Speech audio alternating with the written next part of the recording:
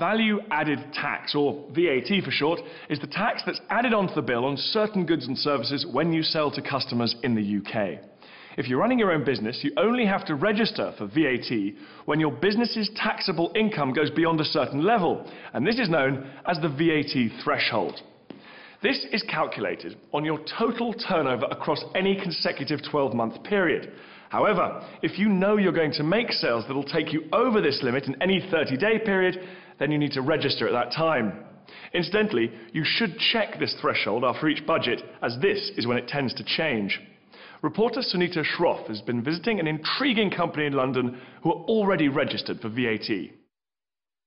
Josephine Pickett-Baker and Nick Corker are famous for complete fabrication. But don't be getting the wrong idea, it's not that they make things up. Not stories, anyway.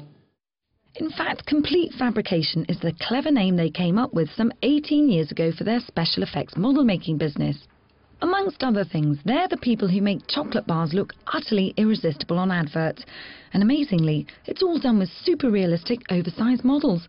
And sadly, not even a nibble of real chocolate in sight. We make models and bespoke furniture, chandeliers, huge range of things. The most memorable moment of our business is probably when we finally started to make a profit after about 3 years of extremely long hours and hard work.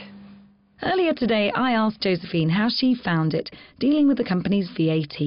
The VAT we charge on our work is the output tax, and the VAT that our suppliers charge us is the input tax. What is paid to the government is the output tax minus the input tax. HM Revenue and Customs collects this 4 times a year, and if we've paid more than we've charged, they refund the difference. It's as simple as that. Dealing with VAT in the standard way can be a bit time-consuming.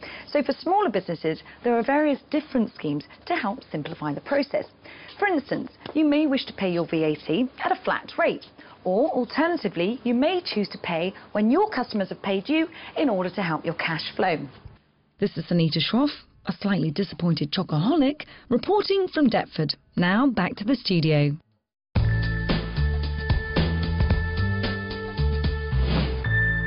It's important to choose the right time to register for VAT, as it can sometimes be an advantage to do so, even if you haven't yet reached the registration threshold. A good example of this is if the majority of your suppliers are charging you VAT and you want to be able to claim this back from Revenue and Customs. Remember though, registration is always compulsory once your taxable income reaches or exceeds the current year's threshold.